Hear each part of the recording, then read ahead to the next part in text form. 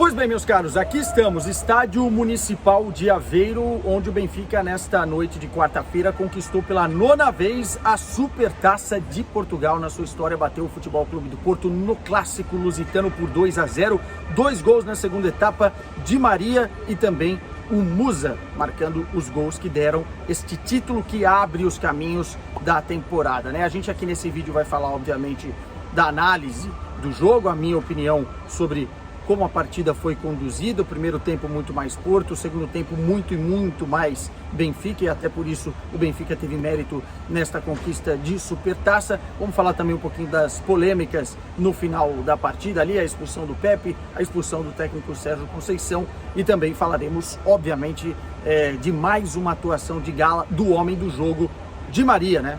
Com a sua magia voltando ao futebol português e já sendo decisivo neste primeiro duelo valendo taça aqui em solo lusitano. Então vou pedir para vocês gentilmente deixarem o like aí, também os comentários. Tem muito portista que me segue, tem muito benfiquista que me segue aqui, que é inscrito no canal, então deixem os comentários sobre a partida, o que vocês acharam do jogo em si, das polêmicas também, enfim, o que vocês quiserem falar aí, e se inscreva no canal quem ainda não é inscrito. Vamos lá, começando pelas escalações. Vou falar de uma forma gentil, mas a grande verdade é que o Roger Schmidt inventou um pouquinho com a ausência do Gonçalo Ramos e mexendo no meio-campo da equipe, né? Ele entrou com modificações. O David Neres nem no banco estava por conta de um problema físico, né? Um problema no joelho.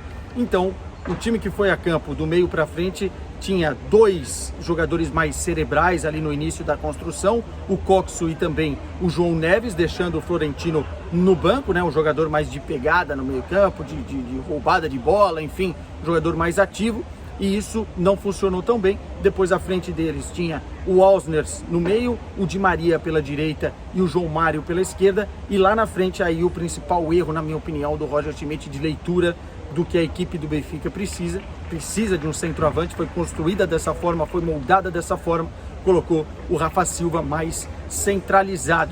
E com isso, o Futebol Clube do Porto, na sua estrutura já normal, naquilo que era expectável para esse jogo, conseguiu um domínio muito interessante na primeira etapa, né? Primeiro pressionando alto o Benfica, roubando bolas, ganhando a segunda bola em todas as oportunidades, forçando o erro de passe benfiquista na saída de bola e conseguindo também contra-atacar quando o Benfica avançava para o último terço de campo. Então o Porto dominou as ações na primeira etapa, não criou tantas e tantas assim oportunidades de gols claras, mas de uma certa forma conseguiu ter aí pelo menos umas 2 ou 3 chances que podia ter aberto o placar, e tudo poderia ser diferente, né?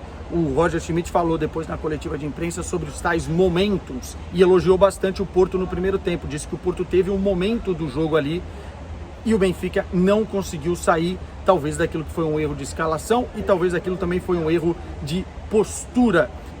E o Porto não fez o gol. A chance mais clara foi com o Galeno, mas tivemos outros destaques do Porto nesse primeiro tempo, especialmente as saídas do PP em velocidade, ora pelo meio, ora também pelo lado direito, né? Ele que jogou de lateral direito, funcionou muito bem. O Taremi um pouco desconectado do jogo, mas de resto o Otávio foi bem na primeira etapa, o Gruitch foi bem, o Eustáquio, enfim, o plano do Porto como um todo, o plano do Sérgio Conceição funcionou, faltou sair o gol. E aí o Benfica começou a melhorar, especialmente no finalzinho já da primeira etapa, e na segunda etapa foi um time totalmente diferente, até porque o Roger Schmidt acordou, né, no sentido de melhorar o time, e voltou com o Jurasek na esquerda, porque o Ristich já tinha tomado cartões amarelos, aliás, muitos cartões amarelos, a gente vai falar disso, e também, aí, mais um rojão aqui, e também voltou com o Musa no lugar do João Mário. O João Mário fez um primeiro tempo bem abaixo, então a substituição surtiu efeito, porque o Musa foi para a posição que é a dele, centroavante, e jogou o Rafa para a posição que é a dele, mais recuado, atacando os espaços, não jogando de costas, perdido ali no meio da defesa do Porto com o Pepe e marcando, né, não ganhando uma bola. E no segundo tempo tudo foi bem diferente, tanto que o Benfica já inicia em cima, criando oportunidades, e num lance de roubada de bola em muita velocidade, o Coxo consegue acionar o Di Maria, que aí vem toda aquela qualidade que a gente já conhece e que vai acrescentar muito a um Benfica que foi muito bem já na temporada passada. Um tapa de esquerda matando o Diogo Costa naquele típico lance do Di Maria, né, que gosta de bater dessa forma, fazendo 1-0. Daí o Porto se perdeu no jogo, sentiu muito o gol e o Benfica também sentiu o cheiro de sangue e foi para cima do Porto. Logo na sequência, mais oportunidades e logo na sequência, uma jogada do Rafa Silva, aí sim, já melhor posicionado pela direita, encontrando o Musa no meio e ele faz um gol de centroavante. Esse time do Benfica é moldado para ter um centroavante. A saída do Gonçalo Ramos, agora a chegada do Arthur Cabral, mostra que o Benfica precisa deste cara referência na área para que também as outras peças desse tabuleiro consigam se encaixar.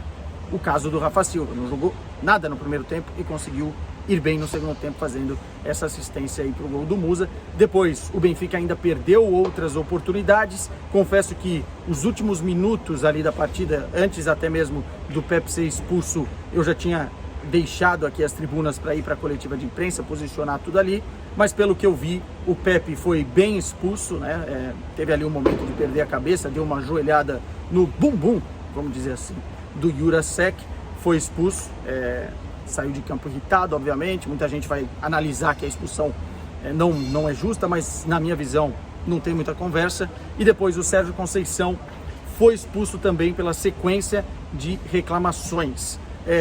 E aí, não entrando no mérito, mas o árbitro, na minha visão, foi muito criterioso em relação a cartões amarelos.